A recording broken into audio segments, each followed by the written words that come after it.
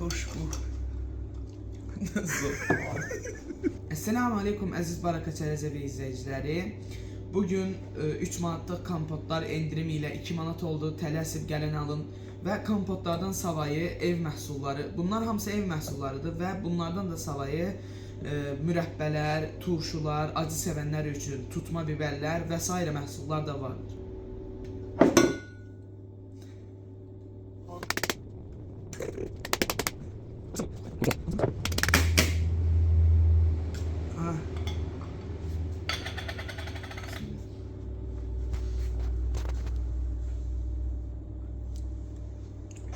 Turşu.